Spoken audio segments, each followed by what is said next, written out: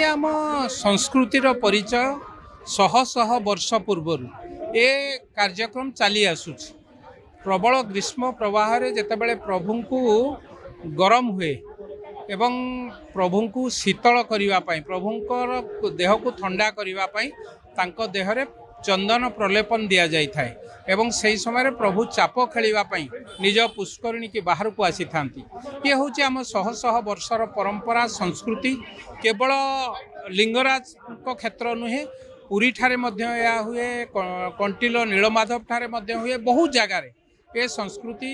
शह शह वर्ष तलर संस्कृति जितेबाला प्रभुंकर यात्रा सरी जाए से आम सेवायत भाई माने हूँ आम भक्त बंधु माने हूँ मंदिर चतुर्पार्श्व थिबा विभिन्न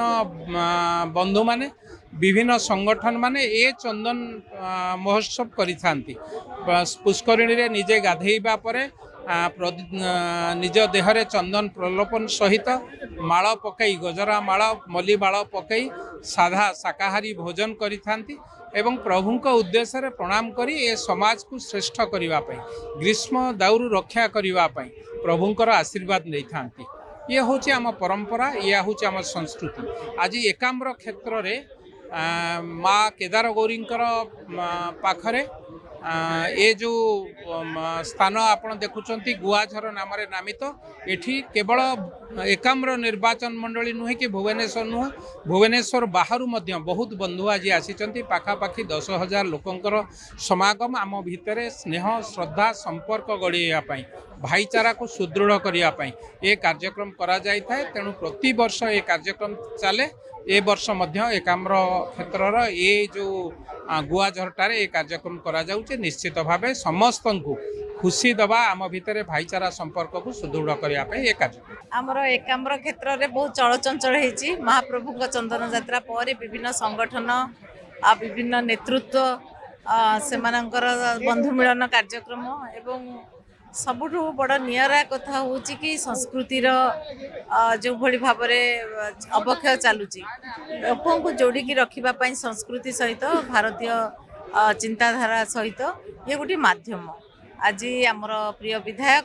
बाबू सिंह मोर सान भाई तांको नेतृत्व में आज आप देखुं आज गुआझर भाया गुआझरटा हूँ सबुठ आज्ञा निरा जगह आप जिते जगह देखुवे गुआझर सहित मोर मो परिवार आत्मा जड़ित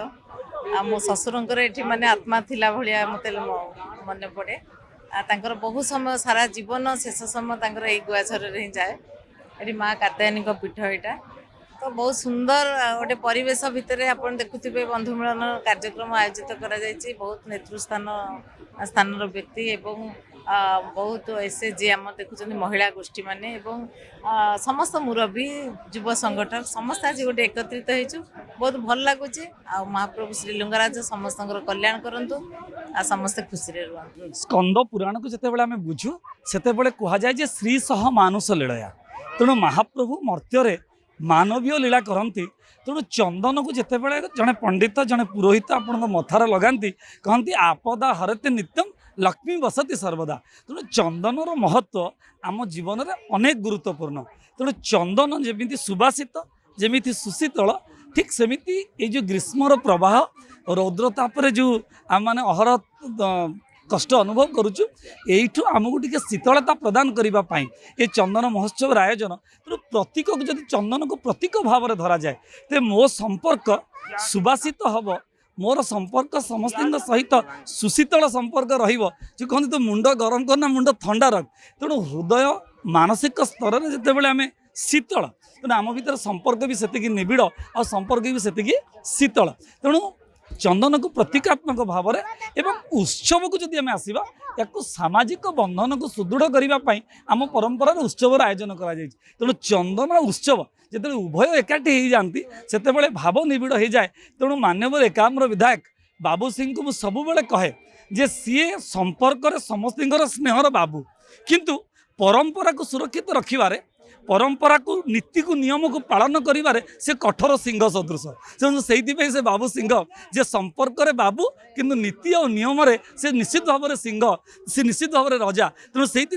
एकाम्र विधायक अनेक अनेक धन्यवाद जे गुआझर परी एक पारंपरिक स्थान रे चंदन उत्सव जो भव्य आयोजन निश्चित भाव में आमको आहरी निबिड़ करम सामाजिक बंधन को सुदृढ़ करी कारण भुवनेश्वर जिते भाग विभक्त करा निर्वाचन मंडली अनुसार भुवनेश्वर कहले लिंगराज मंदिर छाड़ी बुझी हम धौलगिरी खंडगिरी छाड़ी बुझी हम रामेश्वर मंदिर को छाड़ी बुझी हम केदारगौरी मंदिर को छाड़ी मुक्तेश्वर मंदिर को छाड़ी बुझी हम सुतरां भुवनेश्वर सबुजाक परिचय जो निर्वाचन मंडली सेठी एमती उत्सव आ चंदन परी सुशीतल सुबासित हवार आवश्यकता।